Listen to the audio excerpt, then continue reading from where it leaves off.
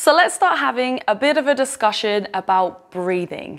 Now, breathing and the concept of breath work is definitely something that's found more prominence within the health and wellness industry over the last few years, which is wonderful because it's a brilliant tool that we can use to help improve our life holistically and to also help us do things like calm down our nervous system in times of stress, which is something we'll explore through the next series of videos.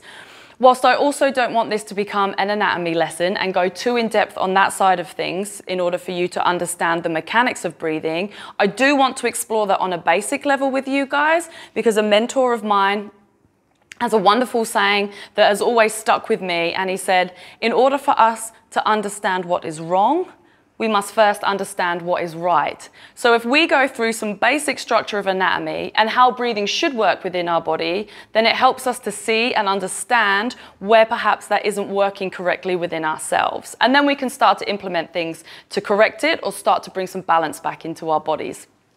So what I'd like to do through this first video is to talk why breathing. So why is breathing so important? And obviously the first thing to discuss here would be because it supports life, okay?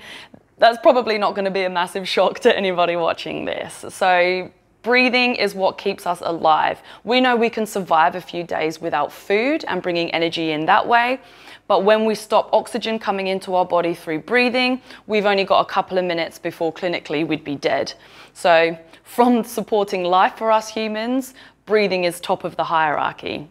It also provides us with oxygen on a cellular level, so for cellular metabolism and the movement of oxygen into the cell and the removal of carbon dioxide out of the cell, so carbon dioxide being the waste product of the act of breathing, so the act of inhalation and exhalation.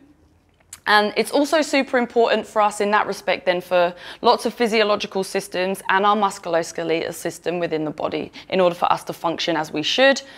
And it's also super important to help maintain the acid-alkaline balance within the body. Now, we know that when the body starts to move more into an acid state, that we become more prone to things like illness, sickness, and disease. And breathing rate has an effect on the acidity of the body. So when breathing rate goes up, that can increase the acidity of the body, and then that can start to affect things like our cognition, so our brain power and the way we think. It can also affect things like our digestion, so the way that we break down, assimilate, and then eliminate our food.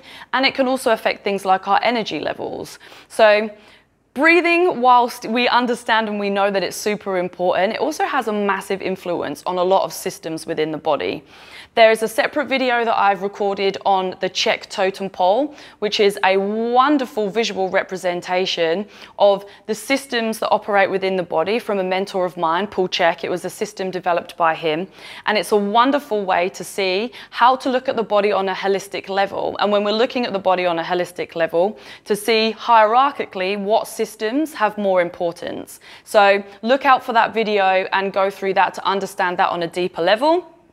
But breathing is the first thing on top of the totem pole after the psyche. So breathing has a massive impact on the way our bodies show up. So for example, if we're getting niggles in our body, like maybe we've got sore joints, we're waking up with stiff shoulders, maybe we've got sore elbows, sore shoulders, sore knees, things like that, that don't have an etiology in terms of we haven't had a direct injury to that area, then we can start to look at the top of the totem pole and go, cool, how is this person breathing, and how might this be having an effect on the way that their body is showing up?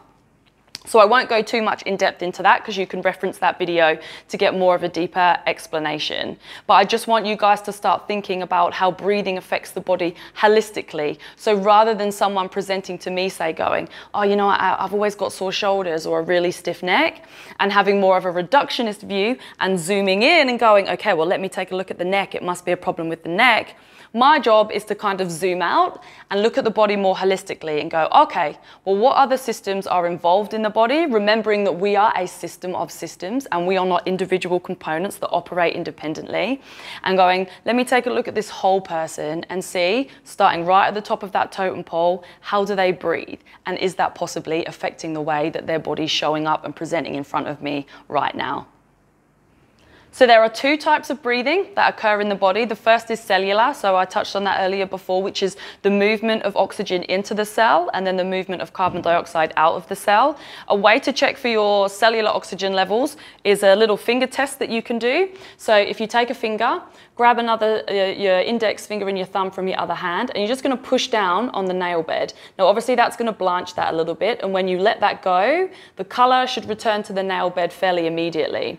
So if you find that when you do this test, you can do it on toenails too as well.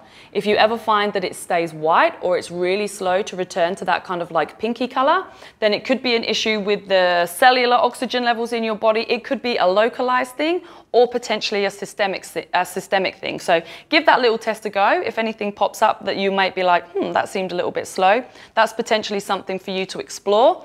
And then the other type is pulmonary breathing, which is like the actual mechanical act of breathing, which is what we're going to explore a little bit more in depth through this next series of videos.